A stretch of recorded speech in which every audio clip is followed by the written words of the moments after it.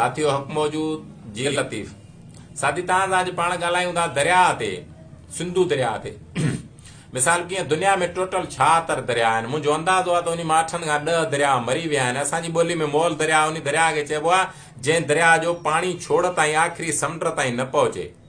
सिंधु दरिया सां जेका जुठ आहे पहिरीं उन ते था ॻाल्हायूं त उन सां हछर छा आहे। दुनिया जा दरिया जदीद दौर जा माण्हू आहे गूगल ते तव्हां सर्च करे ॾिसो दुनिया जा दरिया तव्हांखे अजब लॻंदा। ख़ूबसूरत वण गुल ॿेड़ियूं तफ़रियूं गा वाहिद सिंधु दरिया आहे जंहिंमें पंजाब जूं 88-90% फैक्ट्रियुनि जो ज़हर उन दरिया में लाहींदा आहिनि। सिंध में सखर खां वठी जेके बि दरिया जा मथां शहर आहिनि सभिनि जो गटर उन दरिया में लहंदो आहे ताकी सॼी सिंध जा माण्हू असां पाणी उन दरिया जो पीअंदा आहियूं।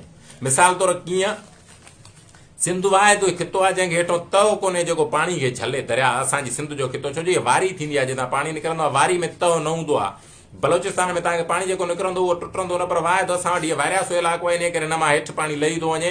10 साल असां वटि मथे पाणी न चढ़ियो त जर हेठि लथा जन शहरनि जे विचों छुड़ियो पाणी न गुज़रंदो आहे उन्हनि जरनि जो पाणी बाड़ो थींदो आहे। साबित थो थिए त सिंध खे सीपेज जो पाणी आहे जेको मथां पाणी फिरे थो उहो ई नलकनि मां निकिरे थो। जॾहिं उहो साॻियो पाणी जेको ज़हरीलो आहे उहो असां वटि अचे थो।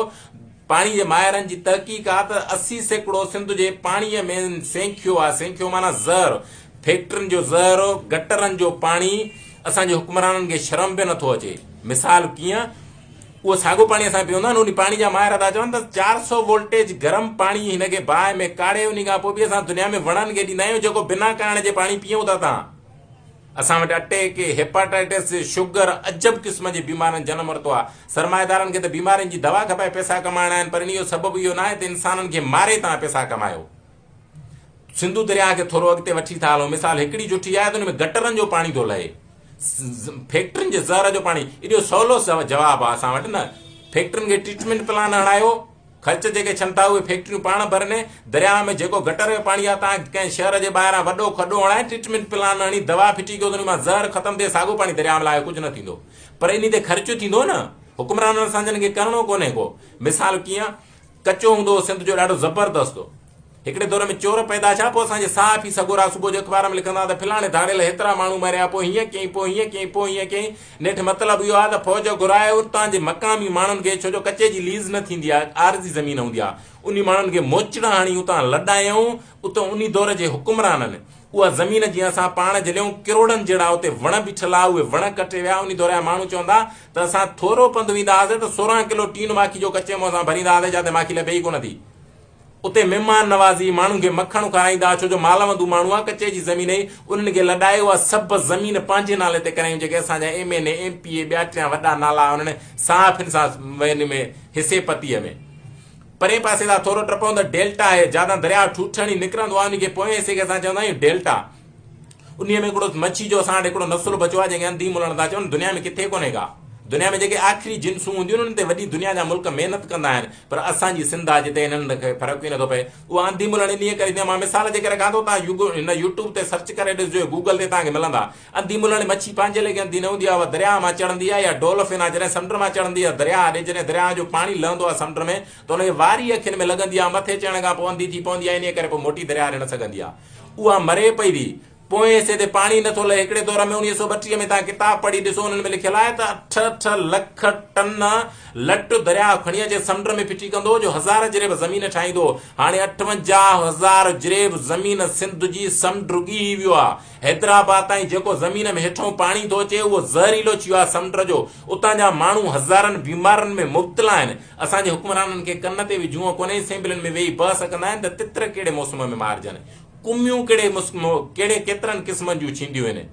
जॾहिं चंड ते पहिरियों माण्हू वियो पियो उहो पाण सां गॾु जॾहिं कुतो वठी पियो हिकिड़ो मिसाल आहे सम्झण जहिड़ो तव्हां ॾाढो सम्झी वेंदव। हिकिड़े उते बुज़ुर्ग टाइप जे माण्हू उनजी मुखालफ़त कई त तूं चंड ते न वञो। हुन चयो साईं मां चंड ते इंसान वञे थो तरक़ी कई थो भली ॻाल्हि आहे न चई न वञो।